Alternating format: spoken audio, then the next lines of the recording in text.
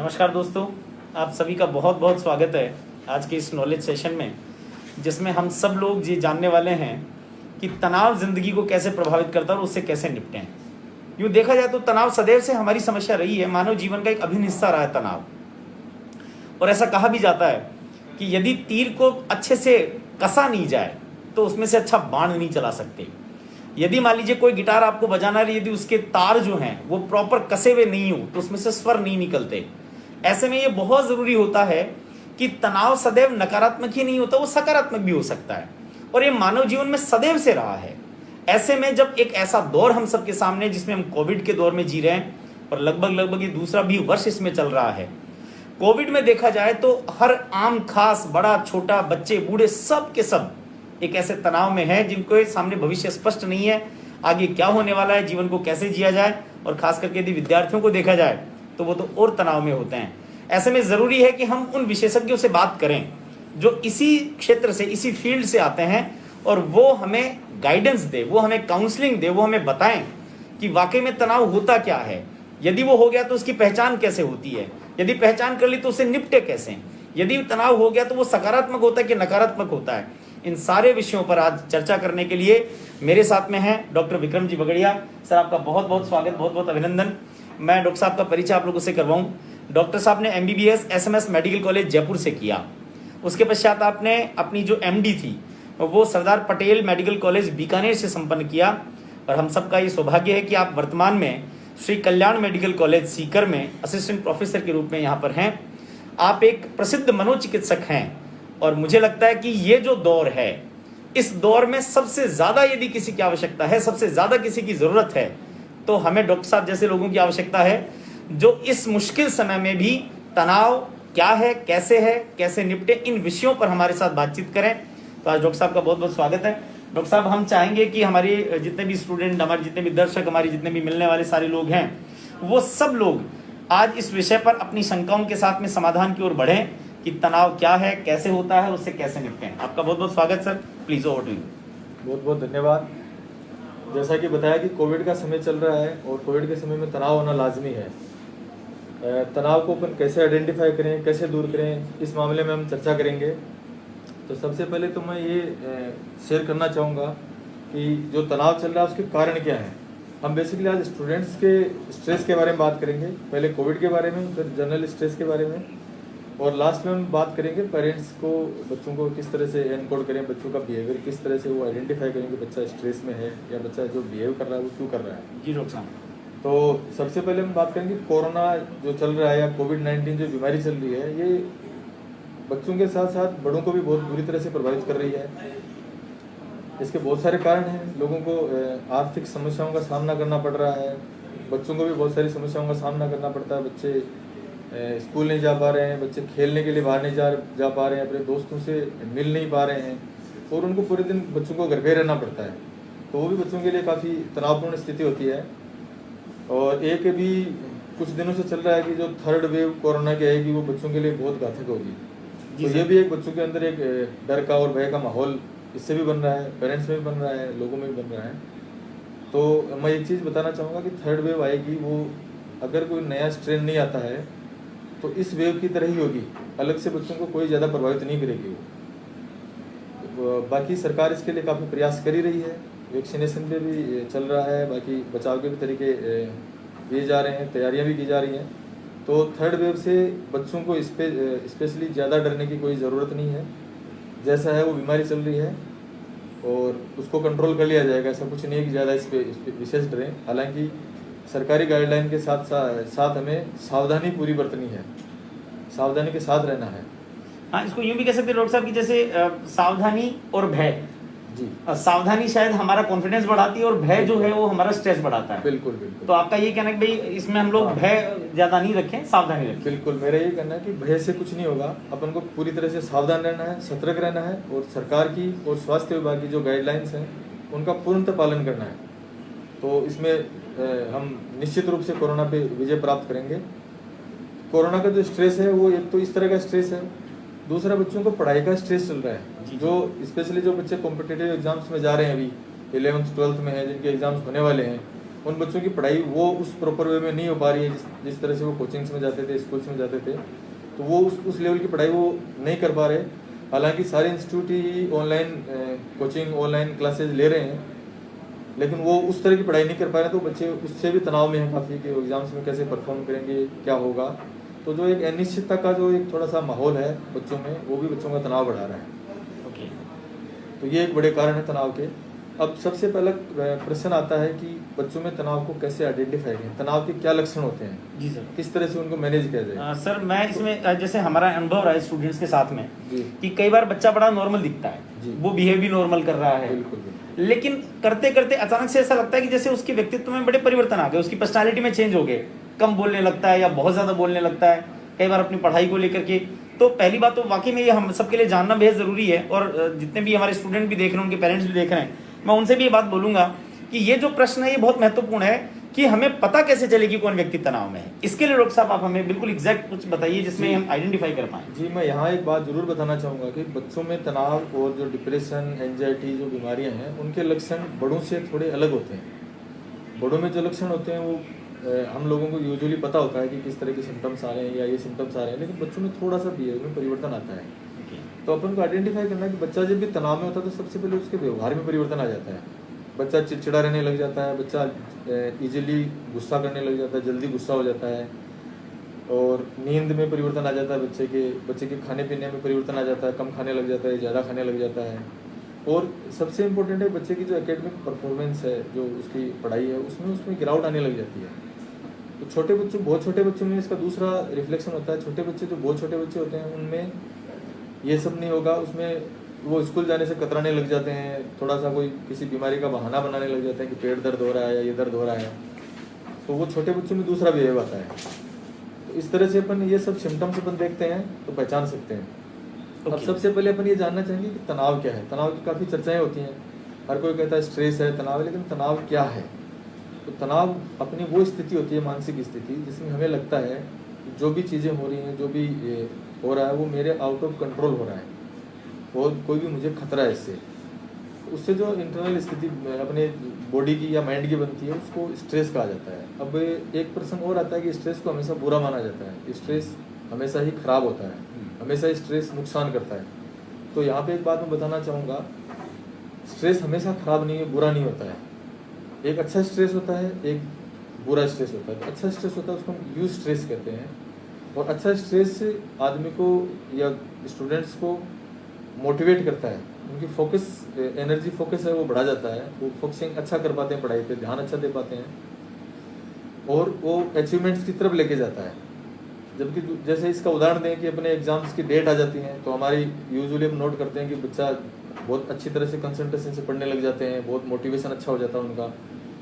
और जो डिस्ट्रेस होता है वो होता है एक लेवल, इस लेवल से आगे अगर स्ट्रेस आपका बढ़ गया तो वो डिस्ट्रेस हो जाता है। वो डिस्ट्रेस के अंदर अपनी परफॉर्मेंस है वो डाउन हो जाती है, और पढ़ाई पे नहीं कर पाते हैं, और जो भी काम अपन करना चाहिए वो काम उस एनर्जी के साथ नहीं कर पाते जितना नॉर्मल या यूज स्ट्रेस के साथ हम करते हैं।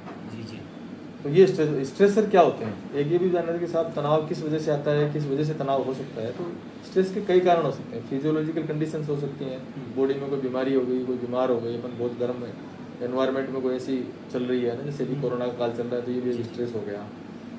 और एक जो साइकोलॉजिकल कोजेज होते हैं इसके, तो इस तरह से ये स्ट्रेस के कोजेज होते हैं।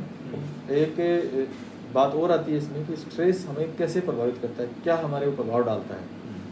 तो इसमें भी एक तो फिजियोलॉजिकल इफेक्ट आते हैं बॉडी पे स्ट्रेस की वजह से। स्ट्रेस की वजह से जो बॉडी में हार्मोन्स हैं उनका थोड़ा इम्बेलेंस हो जाता है, और उस वजह से शारीरिक लक्षण आते हैं, और दूसरे आते हैं मानसिक लक्षण।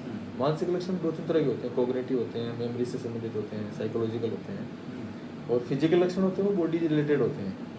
जैसे एकदम से कोई स्ट्रेस आया तो हमारी बॉडी तुरंत उस पर रिएक्ट करेगी तो हार्ट बीट बढ़ जाती है, रेस्पिरेशन में प्रॉब्लम आने लग जाती है, जी ऐसे घुटन सी महसूस होती है, कुछ लोगों में वोमिटिंग जैसा सेंसेशन होता है, पेट में बटरफ्लाई जैसा सेंसेशन होता है, तो उसमें फिजियोलॉजिकल स्वेटिंग होने लग जाती है। इस तरह के बॉडी सिम्टम्स आते हैं। दूसरे साइकोलॉजिकल सिम्टम्स आते हैं, उसके अंदर नींद में डिस्टर्बेंस होने लग जाता है, कंसंट्रेशन डिस्टर्ब हो जाती है, बच्चा कंसंट्रेट नहीं कर पाएगा पढ़ाई पे, डिसीजन लेने में प्रॉब्लम आती है, बच्चे डिसीजन नहीं ले पाते। उनको नहीं लगता कि डिसीजन जो मैंने ले रहा हूँ वो सही है गलत है, तो वो कन्फ्यूज हो जाते हैं उसमें। इसके अलावा नींद का अपन हो ही गया, और थोड़ा बहुत यादाश्त प्रॉब्लम होती है, बच्चे का व्यवहार बदल जाता है, बच्चा थोड़ा सुस्त उदास सा रहने लग जाता है, गुमसुम सा रहने लग जाता है, कम बोलने लग जाता है, एग्रेसिव जल्दी हो जाता है, इरिटेट हो जाता है। तो इस तरह की सिम्टम्स जो आते हैं उनको अपन अगर समय पे आइडेंटिफाई करें और समय पे बच्चे की बात को ध्यान से सुने, उसकी बात को उस पर गौर करें, उसको थोड़ा साइकोलॉजिकल सपोर्ट दें, तो बच्चे यूजुअली से निकल जाते हैं। सर कई बार ऐसा देखा है कि बच्चे की जैसे पढ़ाई को लेकर, परफॉर्मेंस को लेकर के घर वाले कई बार उससे थोड़ा सा कंसर्न हो जाते हैं जी, और ये बहुत नेचुरल होता है कि आप अपने बच्चे को लेकर कंसर्न तो होंगे ही होंगे। बिल्कुल बिल्कुल। और कई बार जब हम बच्चे को लेकर कंसर्न होते हैं तो बच्चा उससे एक प्रेशर फील करने लगता है डेफिनेटली। और धीरे धीरे ऐसा लगने लगता है कि उसके बिहेवियर में चेंज आता है। तो क्या बच्चे को लेकर हमारा जो ओवर कंसर्न है या हमारे कंसर्न का जो एक्सप्रेशन बच्चे के ऊपर हम लोग करते हैं वो भी एक स्ट्रेस का कारण बनता है सर? बिल्कुल, बच्चों के लिए बहुत बड़ा स्ट्रेस होता है। जो उनके पेरेंट्स होते हैं, जो फैमिली मेम्बर्स होते हैं, वो और कंसर्न हो जाते हैं बच्चे के प्रति और प्रोटेक्टिव हो जाते हैं उसके लिए। तो वो नहीं होना चाहिए, बच्चे को अपना स्पेस देना चाहिए, थोड़ा उसको हर चीज़ के लिए समय देना चाहिए। दूसरा मैं यहाँ पे एक और बहुत इंपॉर्टेंट बात बताना चाहूँगा कि बच्चे की कैपेबिलिटी को अपन को आइडेंटिफाई करना होता है।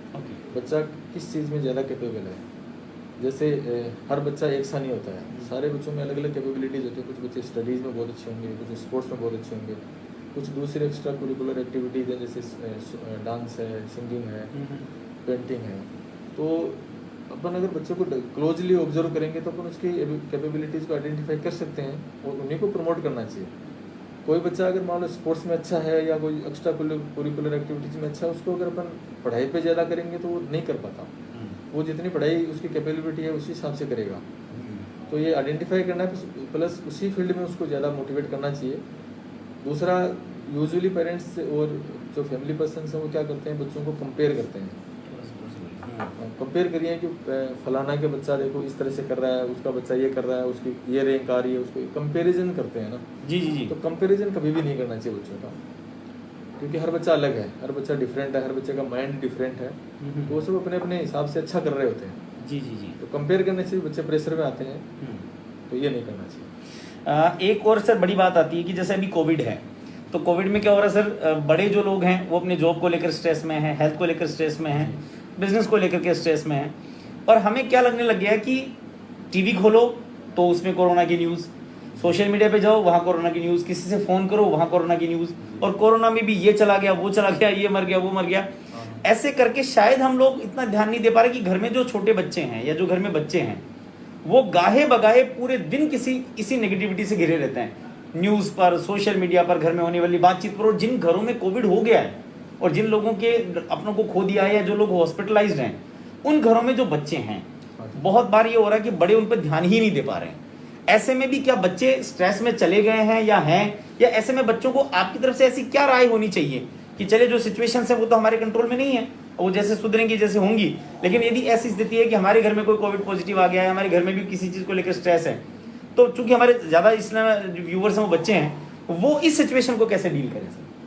देखो, जब भी बड़े घर के स्ट्रेस में होते हैं, तनाव में होते हैं, तो सब बच्चों को कुछ बताए नहीं बताए, लेकिन बच्चे बहुत ही अच्छा ऑब्जर्व करते हैं। बच्चे अपने पेरेंट्स का चेहरा देख के, अपने घर का माहौल देख के बहुत इजीली आइडेंटिफाई कर लेते हैं जी कि कुछ गलत है, कुछ ठीक नहीं हो रहा है जी। तो बच्चों को ये चीज़ें बच्चे बहुत इजीली ऑब्जर्व कर लेते हैं। तो अपन ये सोचें कि बच्चों को नहीं पता चलने देंगे या बच्चों पे क्या प्रभाव पड़ता है। बच्चों की जो प्रभाव पड़ता है उसको यूजुअली ऑब्जर्व नहीं करते हैं लोग, इग्नोर कर देते हैं उनके कि ये बच्चा है, क्या फर्क पड़ेगा इसके। तो वो नहीं होना चाहिए। ऑब्वियसली देखो, तनाव का माहौल है, घर में बड़े भी तनाव में हैं, बुजुर्ग भी तनाव में हैं, हर कोई तनाव में है, और इसका प्रभाव बच्चों में आना लाजमी है। ठीक है। तो जैसे बार बार कहा जाता है कि नेगेटिव न्यूज़ से हमेशा दूर रहना चाहिए जी। घर में अगर कोरोना के पेशेंट्स हैं या आसपास भी पेशेंट हैं, तो भी हमें टीवी न्यूज़ इतना ही देखो कि समाचार मिल जाए तुमको, ठीक है, उतनी ही उसको न्यूज़ को देखना चाहिए। इसके अलावा टीवी नहीं चलाना चाहिए, पॉजिटिव न्यूज़ ही देखनी चाहिए। और जो अब इस समय सब लोग घर पे हैं, घर पे उनको टाइम भी है, उनके पास ऑफिसेज नहीं खुल रहे, उनके वर्क्स भी नहीं चल रहे हैं, तो वो लोग सब घर पे हैं। तो इस समय वो आप उपयोग कर सकते हैं, बच्चों की जो हॉबीज़ हैं उनको डेवलप करें, खुद टाइम स्पेंड करिए और हम अपने काम करेंगे। लेकिन बच्चों के साथ खेलना चाहिए, बच्चों के साथ टाइम स्पेंड करेंगे तो बच्चों का स्ट्रेस ऑटोमेटिकली कम हो जाएगा। ठीक है, वो काफ़ी कम हो जाता है। सर बहुत बार जैसे किसी बच्चे को हमने देखा है कि बच्चा गुमसुम रहता है या हमसे बार बार नाराज होता है घर वालों से। जी। तो ये बहुत बार आपने भी अनुभव किया होगा कि बच्चा जो है वो घर वालों से नाराज होता है और अपनी नाराजगी का एक्सप्रेशन बहुत छोटा तो कॉर्नर में जाके बैठ जाता है, बड़ा तो बोलना बंद कर देता है। ये भी सर कोई स्ट्रेस का लक्षण है क्या? बिल्कुल, ये बिल्कुल स्ट्रेस के लक्षण है, लेकिन ये लक्षण जो आप बता रहे हो ये टेम्परेरी स्ट्रेस होता है बच्चे को। ओके ओके, उसके वो मतलब स्ट्रेस भी दो तरह का होता है भाई, टेम्परेरी। ये कोई बीमारी के लक्षण नहीं होते। जब ओके। तक ये स्ट्रेस या जो भी एंजाइटी है ये बहुत लंबे समय तक रहती है तभी बीमारी का रूप लेती है। ठीक है। तो शॉर्ट टाइम के लिए बच्चों को कुछ कह दिया, डांट दिया तो वो थोड़ा एक बिहेवियर चेंज होता है, तो वो कोई ज़्यादा सीरियस प्रॉब्लम नहीं है। अगर लगातार बच्चा ऐसा बिहेव कर रहा हो, लगातार गुमसुम रह रहा हो, लगातार कॉर्नर में बैठा हो, कम बोल रहा हो, तो उसको इग्नोर नहीं करना चाहिए, उसको इग्नोर नहीं उसका करना ध्यान चाहिए। रखना चाहिए। मान लीजिए सर बच्चों में कोई स्ट्रेस आ गया या हो गया, जैसे एग्जाम टाइम आ रहा है, उसका प्रेशर हो रहा है, पीयर प्रेशर होता है, अपने चारों तरफ के लोगों का होता है, बिल्कुल। तो ऐसे में पेरेंट्स को क्या करना चाहिए कि उस स्ट्रेस को हमें मेडिकली उसका ट्रीटमेंट ना लेकर के सामान्यतः उसी स्थिति में रोक लिया जाए, या उसको मान लीजिए वो ज्यादा हो जाता है तो फिर पेरेंट्स की क्या जिम्मेदारी बनती है, उनको कैसे डील करें? ज़्यादातर ये देखा गया है कि हम, जैसे मैं एक चीज़ यहाँ बताना चाहूँगा कि एंजाइटी और फियर दो प्रॉब्लम होती है। एक डर होता है, एक घबराहट, बेचैनी, एंजाइटी होती है ना। जी जी जी। तो एंजाइटी होती है वो एंटिसिपेशन होता है किसी आने वाले थ्रेट का। एक्चुअली वो रियल थ्रेट नहीं है, हम एज्यूम कर रहे होते हैं कि एक ऐसा कुछ होगा। ओके ओके, बिल्कुल। जैसे बच्चों को कहते हैं कि तू पढ़ नहीं रहा, तेरे नंबर कम आ जाएंगे, या बच्चों को खुद को लगता है कि मैं मेरे नंबर कम आएंगे, मेरी रैंक पीछे आएगी, मेरा सिलेक्शन नहीं होगा, है ना। तो वो एक अनरियलिस्टिक थिंग हो गई। हाँ, जो है ही नहीं, जो है ही नहीं, मतलब वो आने वाली है। उसी को अपन एंटिसिपेट करके और बेवजह स्ट्रेस में आ जाते हैं। तो इस तरह का प्रेशर बच्चों पे नहीं बढ़ाना चाहिए कि रैंक वैंक का कुछ है ना। ठीक है। मोटिवेट करना चाहिए बच्चों को कि आप अच्छी रैंक लाइए, वो लेकिन उसमें प्रेशर नहीं बनाना चाहिए। एक चीज ये होती है, दूसरा होता है फियर। फियर होता है रियलिस्टिक थिंग, रियल थ्रेट कोई आ रही है, कि वास्तव में कोई चीज हो गई है, जैसे कोविड है, ये रियल थ्रेट है। ये रियल थ्रेट होने के बाद इमेजिनेशन में नहीं है, अपन इमेजिन नहीं कर रहे हैं, अपन रियल में कर रहे हैं। हालांकि इससे भी अपन अनरियलिस्टिक थॉट्स लाते हैं दिमाग में। कोरोना हो गया तो क्या होगा, किसी के घर में कोई गलत हो गया तो क्या होगा ना, कोरोना फैल गया तो क्या होगा, या मेरे बिजनेस नहीं चलेंगे, मेरे स्कूल नहीं जा पाऊंगा, तो वो सब एक अनरियलिस्टिक है। तो थोड़ा सा इसको रियलिटी के साथ टेस्ट करना चाहिए। तो वास्तव में तो ऐसा नहीं है, अभी ऐसा वास्तव में नहीं हुआ है। और जब अपन ये सोचते हैं कि रियल अभी है नहीं, ये अपन सोच ही रहे हैं, तो काफ़ी कुछ स्ट्रेस कम हो जाता है। सर आपने बताया कि स्ट्रेस होना जिंदगी में जरूरी है। जैसे मैंने शुरू में भी कहा कि यदि आप सितार के तार को प्रॉपर नहीं खींचेंगे तो उसमें से संगीत नहीं निकलेगा, ज्यादा खींच देंगे तो टूट जाएगा, कम रहेंगे तो आवाज नहीं आएगी। ऐसे में एक स्ट्रेस होना तो ठीक है। और ये जो पॉजिटिव स्ट्रेस होता है वो सर कई बार ऐसा होता है कि पता नहीं चलता कब पॉजिटिव से अचानक से वो नेगेटिव स्ट्रेस में बदल गया। बड़ी थिन सी लाइन होती है उसके बीच में, बड़ी महीन सी रेखा होती है।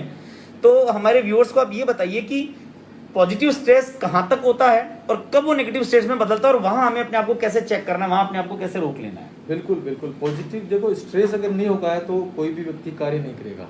बच्चा भी नहीं, स्टूडेंट्स भी नहीं पढ़ेंगे, बच्चे भी नहीं पढ़ेंगे, बड़े लोग भी काम पे नहीं जाएंगे। जी जी जी। तो एक स्ट्रेस एक लेवल तक होना जरूरी है। वो अपन को, जैसे मैंने बताया भी पहले, कि मोटिवेट करता है जी, काम करने के लिए थोड़ा सा एनर्जी देता है।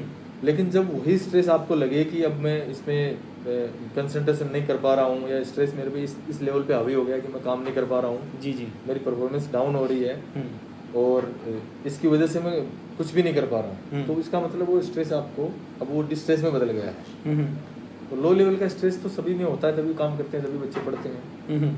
लेकिन वो इस लेवल पे नहीं जाना चाहिए कि वो आपको गलत तरीके से प्रभावित करने। सर एक चीज और है कि जैसे मान लीजिए हर बच्चे का पढ़ने का, हर बच्चे की कैपेसिटी का अपना अपना लेवल होता है। और नॉर्मली ऐसा होता है कि क्लास होती है, उसमें 20 बच्चे होते हैं, 50 बच्चे होते हैं, 100 बच्चे होते हैं। तो सबकी अपनी अपनी कैपेसिटीज हैं। लेकिन वहां से जो हमारा एजुकेशन सिस्टम है वो सबको एक तरह की चीजें देता है। भाई क्लास होनी है तो मान लीजिए 2 घंटे होनी है, 4 घंटे होनी है, 8 घंटे होनी है, सब्जेक्ट जो चलना होता है। बच्चे सब अलग अलग हैं। अब वो जो चीज डिलीवर होती है, वो जो एक्सपेक्टेशंस होती हैं, वो सबकी कॉमन होती हैं। ऐसे में ये तो संभव नहीं कि सब एक जैसा परफॉर्म करें। और ऐसे में बच्चे क्या खुद को दोषी मान करके तनाव में आना शुरू कर देते हैं कि देखिए मेरा दोस्त इतना अच्छा कर रहा है, वो कर रहा है। ऐसे में आप क्या मैसेज देंगे एक मनोचिकित्सक के नाते कि कैसे बच्चा इस सिचुएशन को खुद समझे, कैसे डील करे और उससे कैसे आउटकम करे? तो बहुत छोटे बच्चे तो ज़्यादा कुछ कंफर्म ये नहीं कर पाते कि उनको क्या करना है लाइफ में आगे। लेकिन जो थोड़े से बड़े बच्चे हैं वो अपनी एबिलिटी खुद भी आइडेंटिफाई कर सकते हैं जी, मुझे क्या करना है, मुझे किस तरह से आगे बढ़ना है और मैं किस चीज़ में अच्छा कर सकता हूँ। ओके ये ओके, बड़े बच्चे बहुत इजीली कर सकते हैं इसको आइडेंटिफाई। ठीक बात है। तो बड़े बच्चों को ये ध्यान रखना, ये सोचना है बैठ के कि मैं किस चीज़ के अंदर बहुत अच्छा हूँ और ये चीज़ मेरे इंटरेस्ट की है, इस चीज़ में मैं बहुत अच्छा परफॉर्म कर सकता हूँ। अपने पेरेंट्स को, अपने टीचर्स को बताना चाहिए उनको। हाँ, मतलब उनकी ये काउंसलिंग बेहद हाँ, ज़रूरी है, बेहद ज़रूरी है। बेहद ज़रूरी है। उससे वो उस फील्ड में बहुत अच्छा काम कर लेंगे। हम्म। हमने देखा है कि जैसे सचिन तेंदुलकर का अपन एग्जाम्पल लेते हैं, तो वो पढ़ाई में बहुत अच्छे नहीं थे, ज़्यादा कुछ पढ़ाई में हाँ, नहीं कर पाए नहीं वो, थे, नहीं थे, बिल्कुल लेकिन ठीक वो बात। स्पोर्ट्स में बहुत अच्छा किया उन्होंने, दुनिया में भारत का नाम किया। और सर मुझे ऐसे तो बहुत से लोग हाँ, और हैं जो म्यूजिक में अच्छा कर रहे हैं, कोई किसी अलग अलग फील्ड्स में अच्छा काम कर रहे हैं, वो पढ़ाई में ज़्यादा अच्छे नहीं थे। इवन सर हमने जो बहुत सक्सेसफुल लोगों को देखेंगे तो उसमें से सक्सेसफुल जितने भी लोग हैं जी। उसमें से लगभग 70% 80% लोग ड्रॉप आउट मिलेंगे आपको, बिल्कुल। लेकिन फिर भी वो जीवन में सफल हैं। हाँ। और एक सर स्ट्रेस का मैं एक विशेष बात पे ध्यान देना चाहूंगा, हमारे विज्ञान के बहुत स्टूडेंट जुड़े हुए हैं। ऐसा देखने में आता है कि कोटा जो है वहां पर बच्चे पढ़ने जाते हैं, बड़ी बड़ी जगह से हमारा सीकर है वहां पर बच्चे पढ़ने आते हैं, और बड़ा आश्चर्य होता है कि एक रिजल्ट इधर से उधर आ जाए, इतने में बच्चे आत्महत्या करने के बारे में सोचने लगते हैं। जी। इवन मैं यहाँ से कहूंगा, बहुत सारे स्टूडेंट देख रहे हैं कि आजकल सोशल मीडिया पे यदि आपने कोई पोस्ट डाली उसके लाइक्स कम आ गए, या आपकी गर्लफ्रेंड बॉयफ्रेंड है उसने कहीं ना कहीं यदि सिंगल का स्टेटस डाल दिया, तो लोग डिप्रेशन में, तनाव में, स्ट्रेस में आ जाते हैं, और ऐसे मामले में कई बार तो वो अपने जीवन को खत्म करने तक का निर्णय ले लेते हैं। इस सिचुएशन को आप कैसे देखते हैं और उसके लिए क्या मैसेज होगा सर आप? देखो, इसके लिए मैं ये कहना चाहूँगा कि एक तो एक्सपेक्टेशन होती है और एक एक्सेप्टेंस होती है किसी चीज़ की। जी जी जी सर। तो अपन को कोई भी परिस्थिति है उसको एक्सेप्ट करना होता है, जैसी है वैसे अपन को एक्सेप्ट करना होता है। ठीक एक है। अपनी एक्सपेक्टेशंस होती हैं, खुद की भी अपने आप से होती हैं और अपने फैमिली को भी अपने आप से, अपने से होती हैं, जी जी स्टूडेंट से होती हैं। हाँ सर। तो एक बच्चों पे या जो भी कोई लोग हैं उन पे एक्सपेक्टेशन का वजन लाद दिया जाता है। Yes sir. उनको एक्सपेक्ट कर दिया कि तेरे को सिलेक्ट होना ही है, एग्जाम आ रहा है और आपको सिलेक्ट होना है, नहीं तो ये हो जाएगा, वो हो जाएगा। बहुत सारी नेगेटिविटी उसके दिमाग में पहले से ही भर दी जाती है कि अगर सिलेक्शन नहीं हुआ तो बहुत कुछ गलत हो जाएगा। ठीक बात है। दूसरे पेरेंट्स कई बार ये भी कहते हैं कि देखो हमने हमारी पूरी जिंदगी कमाई आप पे लगा दी है ना। दूसरे जो हमारे हैं हाँ, सही बात। रिश्तेदार हैं उनमें देखो वो बच्चा सिलेक्ट हो गया है, आपको भी होना है, वरना तो हमारी बेइज्जती हो जाएगी समाज में। ठीक बात तो है। इस तरह की अपन एक्सपेक्टेशन का वजन बच्चों पे बहुत ज़्यादा डाल देते हैं, जिसकी वजह से वो प्रेशर में आ जाते हैं। ठीक बात है। दूसरा, बच्चों से मैं कहना चाहूँगा कि जो कुछ भी उसको एज इट इज़ एक्सेप्ट कीजिए। फेलियर को भी एक्सेप्ट करना हमें सीखना होगा। बहुत सुंदर बात है। फेलियर को अपन अगर एक्सेप्ट कर लेते हैं तो फिर इस तरह के थॉट्स नहीं आते हैं। दूसरी चीज़ मैं बताना चाहूँगा आपको कि अगर आप किसी एक चीज़ में फेल हो रहे हैं या कोई चीज़ अपन अब नहीं अचीव कर पा रहे हैं, तो इसका मतलब ये नहीं होता है कि अपने सारे रास्ते बंद हो गए। Yes yes yes yes. दूसरे रास्ते भी खुलते हैं लाइफ में। तो अब दूसरा, मेरे ऐसे कई मित्र हैं जो हमारे साथ पीएमटी की तैयारी करते थे और वो पीएमटी में सिलेक्ट नहीं हुए। 3-3 4-4 साल उन्होंने तैयारी करी, उसके बाद वो कॉलेज की लाइफ में गए, कॉलेज में उन्होंने पढ़ाई करी और वो आज बहुत अच्छे अच्छे पदों पे कार्यरत हैं। ठीक बात है। कोई स्कूल लेक्चरर, कॉलेज लेक्चरर बन गए हैं, RAS RPS बन गए हैं, तो बहुत अच्छा कर रहे हैं अपने फील्ड में। अच्छा कर रहे हैं। तो ऐसा हाँ, नहीं है कि उनका उस दिन पीएमटी में सिलेक्शन नहीं हुआ 3-4 साल तक, तो वो उनके लिए कोई रास्ते बंद नहीं हुए थे। ठीक बात है सर। उन्होंने उसको एक्सेप्ट किया और दूसरा जो फील्ड था उसको चुना, वहाँ उनको सफलता मिल गई। हाँ, तो मतलब यूं समझ सकते हैं कि भाई आपकी जो कोर कॉम्पिटेंस है जी, आप उस पर विश्वास करें, उस पर बिल्कुल। बिलीव करें, और जिसके पास एबिलिटी है, कोर कॉम्पिटेंस है, उसको लाइफ में सफल होना ही है। सफलता की बहुत बार हम परिभाषा औरों को देख करके गढ़ लेते हैं, वो भी हमारे ऊपर प्रेशर क्रिएट करती है। बिल्कुल सर। एक सवाल मेरा और होगा, जैसे मैंने आपसे कहा कि बच्चे जो हैं वो स्ट्रेस में आने के बाद स्कूली शिक्षा में मान लीजिए, कॉलेजी शिक्षा में मान लीजिए, इवन एक सर मैं मैसेज देना चाहूंगा, बहुत सारे यूथ मुझे दिख रहे हैं इसमें, कि एक बिहार से निकला हुआ सामान्य लड़का था, मुंबई गया, मुंबई जाकर उसने बड़ी सफलता पाई, विज्ञान का विद्यार्थी था, सितारों की बात करता था, और ऐसा बताते हैं आंकड़े कि जब उसने अपने आप को, मुझे नहीं पता कि उसका आत्महत्या जो भी था, लेकिन वो जब डिप्रेशन में आया और आत्महत्या की बात उसमें हुई, तब भी लगभग उसके पास 60 करोड़ की प्रॉपर्टी थी। उसके बावजूद भी कुछ फिल्में उसके हाथ से निकल गई तो वो स्ट्रेस में आ गया। मतलब सफल होने के बाद, या जैसे मान लीजिए पिछले टेस्ट में इतने नंबर थे, इस टेस्ट में इतने नंबर है, इस क्लास में इतने नंबर, तो वो वही मेंटेन में करता रहूं, इसका भी सर एक प्रेशर होता है बच्चों को। उसको कैसे वो डील कैसे करे सर? प्रेशर तो बना रहेगा ये तो। जैसा कि अपन ने पहले बताया कि लाइफ हमेशा एक सी नहीं चलती है। Okay. लाइफ में आपके उतार चढ़ाव आएंगे जी। इसी तरह से बच्चों का भी जो एकेडमिक कैरियर है वो भी ऐसे ही चलता है। बीच में अप्स एंड डाउन्स आते हैं जी। इसमें, किसी भी कैरियर में आते हैं।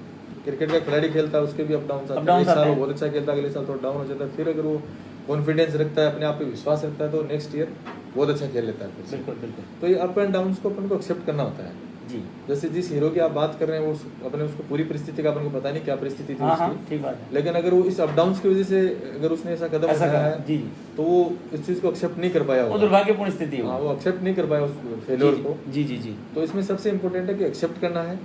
दूसरा, अपनी एबिलिटीज पे विश्वास बना के रखना है।